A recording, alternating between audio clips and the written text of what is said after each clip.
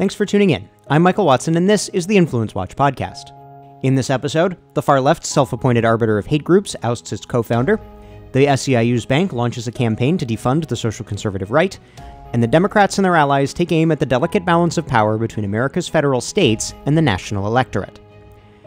The Southern Poverty Law Center, the liberal press's self-appointed arbiter of hate groups that has accumulated $500 million in its war chest by equating social conservative lawyers with violent white supremacist extremists, fired its co-founder, Morris Dees, last week.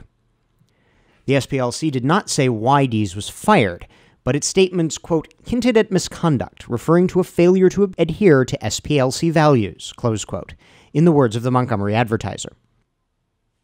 A former SPLC writer wrote a piece in The New Yorker expressing concerns about the SPLC's focus on fundraising and fundraising-friendly causes, and alleging that Dees had a reputation for inappropriate behavior towards female staff.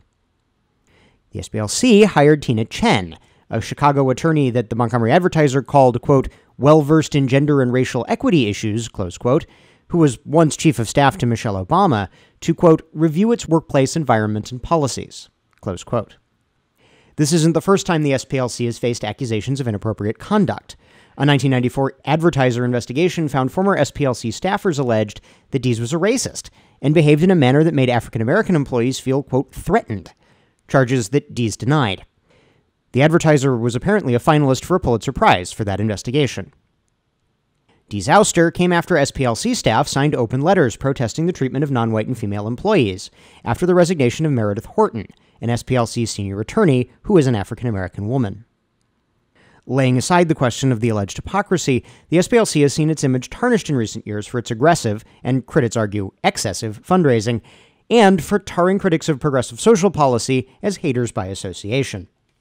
The SPLC has listed social conservative litigation group Alliance Defense Fund as a, quote, hate organization for its opposition to LGBT interests, even as ADF's arguments have won cases protecting religious rights before federal courts, including the Supreme Court.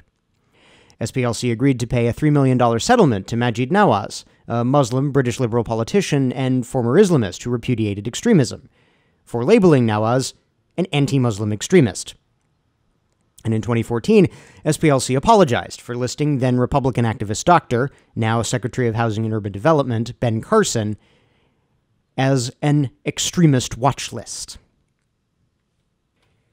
And while the SPLC is embroiled in scandal, Big Labor's bank is using the SPLC's hate lists to attack options used by conservative donors.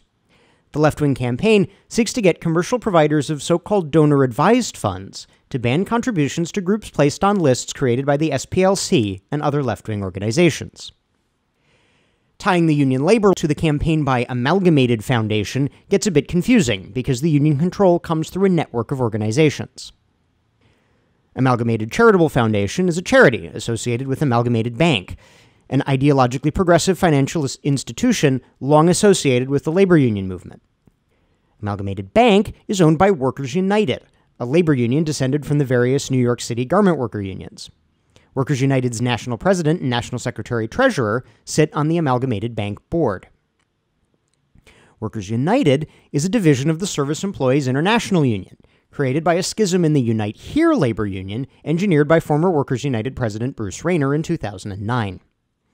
So in short, a division of SEIU, which is the largest Democratic institutional political contributor from 1990 through 2018, according to Open Secrets, owns a bank which runs a fund that is now lobbying other funds to deny funds to conservative organizations, so designated by left-wing organizations, many of which are funded by the SEIU.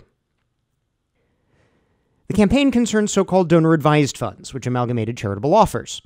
Donor-advised funds enable donors to establish foundation-like bequests without the complexity and legal hurdles, and some of the regulations, of a traditional foundation. A number of fund providers are commercial financial institutions, most prominently Schwab, Vanguard, and Fidelity. Other fund providers are explicitly left-wing, like the Tides Foundation or Amalgamated Charitable, or are conservative or libertarian, like the Bradley Impact Fund or Donors Trust. An important benefit for conservative donors facing union-orchestrated activist campaigns like this one is the relative anonymity provided by donor-advised giving. Expenditures by the donor-advised fund are reported as grants from the fund provider nonprofit organization, not the individual contributor. The SEIU would find its pressure campaigns easier if this anonymity were taken away. And while social conservatives are in the union's crosshairs first, supporters of capitalism should expect their natural enemies to target them next. Liberals attack the First Amendment's guarantees of free and vigorous political speech through the blatantly unconstitutional legislation H.R. 1. Seriously, even the ACLU had problems with it. And now they are turning to attack the delicate balance between regions and factions that defines America's federal political system. In the dock are the Electoral College and the U.S. Senate, which disperse power from the metropolitan centers, which have massive amounts of people, cultural, and financial capital, to the several states, which have diverse interests, diverse productive industries, and diverse cultures. The Liberal campaign against the Electoral College dates from at least 2000, when Republican George W. Bush won election by that body despite receiving 500,000 fewer ballots than Democrat Al Gore. When this inverted result repeated in 2016, the outrage increased.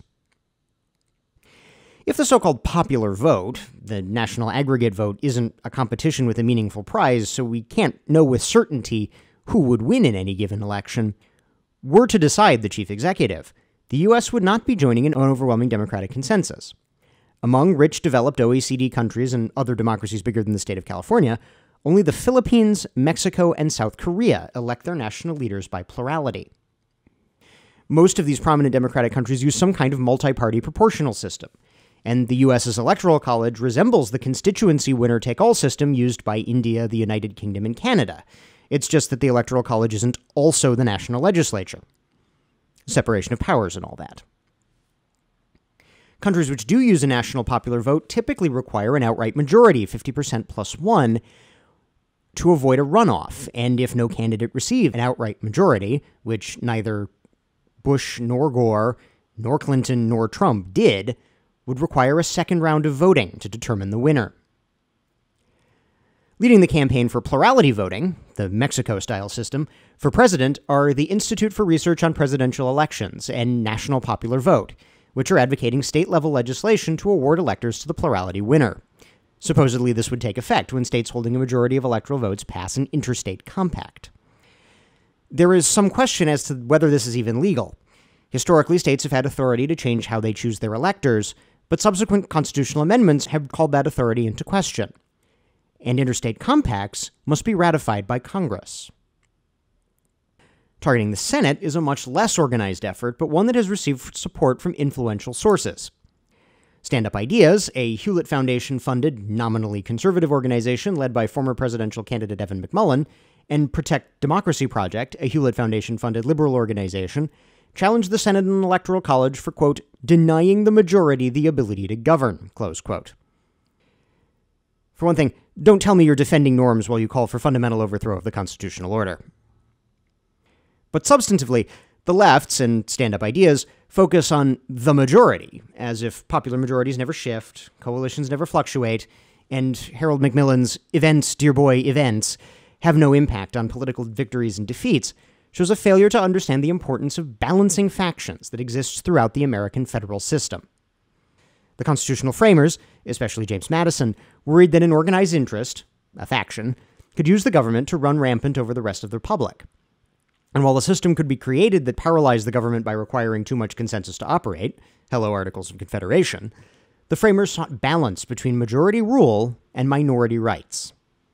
The balance we ended up with might not be perfect, but it does require a triple majority to do anything too controversial. In the House, a 2-year term compels a current majority.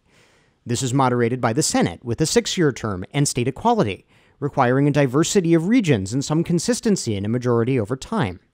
Finally, the Electoral College compels a coalition to be at least somewhat geographically distributed, preventing a single state faction from running over the others.